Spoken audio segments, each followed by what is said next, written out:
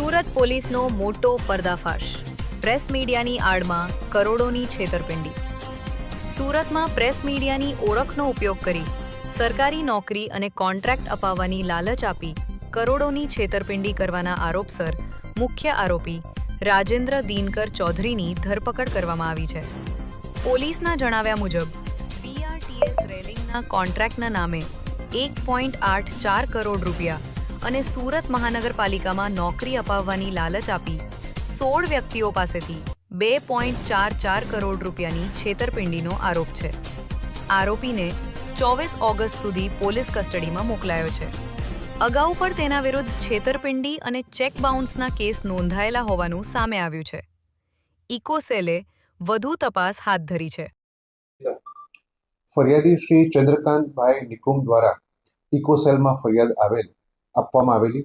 આ ફરિયાદની હકીકત એવી છે કે તેઓને રાજેન્દ્ર દિનકર ચૌધરી કે જે પોતે જનાદેશ સુરત ન્યૂઝપેપર અને ન્યૂઝ ચેનલના તંત્રી તરીકે પોતાની ઓળખ આપેલી અને પોતાની પાસે BRTSમાં રેલિંગ નાખવાનો એક બહુ મોટો કોન્ટ્રાક્ટ આવેલો છે અને આ કોન્ટ્રાક્ટ તમને અપાવી શકું છું એવો વિશ્વાસ આપી અને ફરિયાદી પાસેથી 1.84 કરોડ રૂપિયા પોતે મેળવી લીધેલા. હકીકતમાં આવો કોઈપણ પ્રકારનો કોન્ટ્રાક્ટ બાબતે SMC દ્વારા તેઓને કોઈપણ પ્રકારની બાહેધરી કે કોન્ટ્રાક્ટનો ઓર્ડર એવો આપવામાં આવ્યો ન હતો, પરંતુ પોતે એક તંત્રી ન્યૂઝપેપરના છે અને પોતાની પાસે બીજા ઘણા બધા આવા કામો આવી શકે છે. આવી રીતે ફરિયાદીને વિશ્વાસમાં લઈ અને તેઓ સાથે 1.84 કરોડ રૂપિયા મેળવી અને તેઓ સાથે વિશ્વાસઘાત અને છેતરપિંડી કરેલ. આવો જ એક બનાવ આ જ આરોપી રાજેન્દ્ર દિનકર ચૌધરી વિરુદ્ધમાં અન્ય અમારે જ ઇકોસેલમાં નોંધવામાં આવેલું છે, જેના ફરિયાદી છે સુખદેવ પાટીલ. આ ફરિયાદીને હાલના આરોપીએ એવો વિશ્વાસ આપેલો કે મ્યુનિસિપલ કોર્પોરેશનમાં ઘણી બધી નોકરીઓની જાહેરાત બહાર પડવાની છે અને આ નોકરી જો તમારે મેળવવી હોય તો હું તમને અપાવી શકું છું.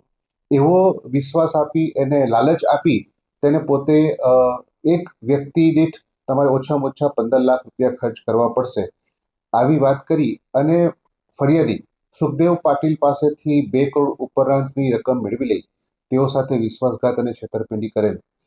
આ બંને ગુના અમોએ ઇકોસેલમાં દાખલ કરેલા હતા અને ગુનો દાખલ થતાં જ આરોપીને આ બાબતે પહેલેથી જ જાણ થઈ ગયેલી કે મારા વિરુદ્ધમાં ફરિયાદ નોંધાવવાની છે. તેથી આરોપી નાસી ગયેલો હતો અને અમે અમારી બાતમી આધારે આરોપીને રાજેન્દ્ર દિનકર ચૌધરીની ધરપકડ કરેલ છે. હાલ તે રિમાન્ડ ઉપર છે. કેટલા દિવસના રિમાન્ડ લેવામાં આવે? 4 દિવસના રિમાન્ડ લેવામાં આવે છે. આરોપી વિરુદ્ધ ભૂતકાળમાં હાલમાં ઇકોસેલમાં 2 ગુનાની તપાસ ચાલી રહી છે. એના સિવાય એક ગુનો અડાજણ પોલીસ સ્ટેશનમાં 2019ની સાલમાં છેતરપિંડીનો દાખલ કરવામાં આવેલો છે અને 8 ગુના નેગોશિયેબલ ઇન્સ્ટ્રુમેન્ટ એક્ટની કલમ 138 મુજબ ચેક બાઉન્સના પણ કોર્ટમાં ચાલુ છે.